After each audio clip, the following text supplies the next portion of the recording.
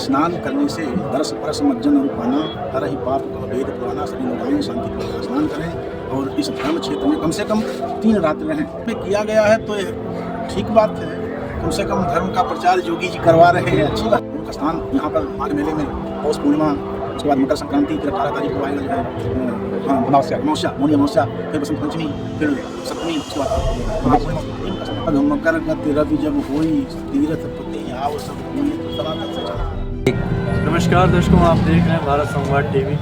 इस समय हम माघ मेला क्षेत्र में मौजूद हैं। आज हमारे साथ महात्मा जी जुड़े हैं, आइए उनसे जानते हैं। महात्मा जी, आपका नाम?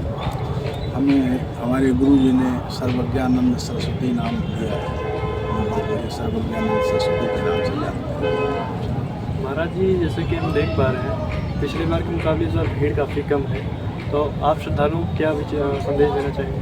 भीड़ होना भी चाहिए, क्योंकि धर्म के प्रति आस्था जब बढ़ेगा तो लोग आएंगे, और पहले से आस्था तो नई चीज़ तो है नहीं।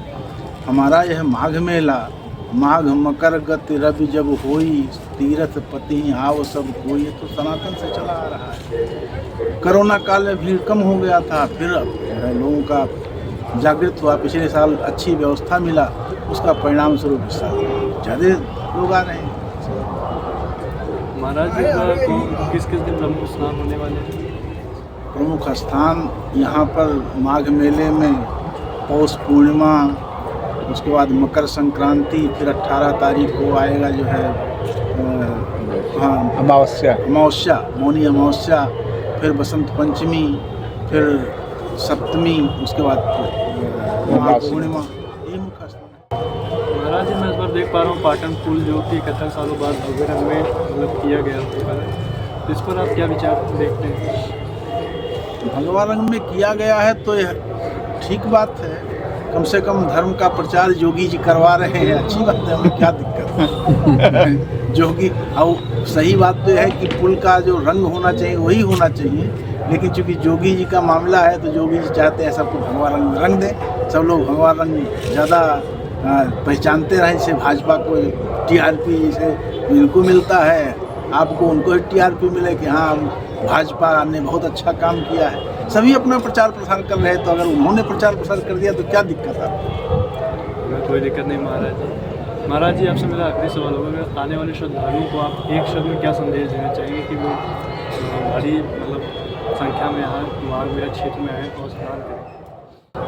स्नान करने से दरस परस मज्जन रूपाना हर ही पाप का भेद पुराना, सभी लोग आएँ शांति पूर्वक स्नान करें और इस धर्म क्षेत्र में कम से कम 3 रात्रि रहें, तो इस कल्पवास का पूरा लाभ मिलेगा और धर्म संस्कृति के प्रति ईमानदार रहें, जिससे कि आगे आगे उनका जो संतति है और हमारी संस्कृति आगे बढ़े।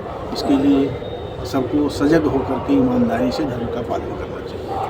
महाराज जी, जैसा कि कल पहला पौष पूर्णिमा का स्नान है, ये कितना महत्वपूर्ण है, और उस पर मतलब कि जो दर्शकों नहीं जानते पौष पूर्णिमा के बारे में, उनको आप क्या बताना चाहेंगे?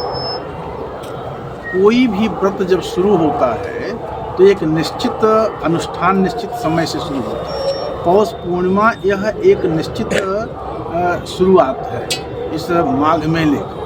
माघ की बात आई है शास्त्रों में, तो एक दिन पहले से पूर्णिमा से पूर्णिमा तक, पौर्णमास एक शब्द आया है जो है एक धर्मों में कि पूर्णिमा से पूर्णिमा तक, और कभी कभी लोग 3 दिन और रहते हैं, दशमांश करते हैं। तो पूर्णिमा को आ जाने के का मतलब है पूर्णिमा स्नान भी होगा, पूर्णमासी को गंगा स्नान का लाभ भी है, यह लाभ मिल जाता है।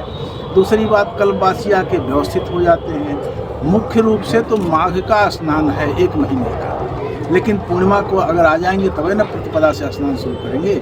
इसलिए पूर्णिमा का जो फल है वह अपने आप में अद्वितीय है, क्योंकि पूर्णिमा के दिन व्रत किया जाता है और गंगा स्नान का फल भी है। जगह जगह, यही नहीं सभी जहाँ तक गंगा जी हैं सभी जगह लोग पूर्णिमा को जाकर स्नान करते हैं, और या तो तीर्थ क्षेत्र है, तीर्थ बहुत बहुत धन्यवाद महाराज जी, आपने समय दिया। आप देखते रहिए भारत संवाद टीवी।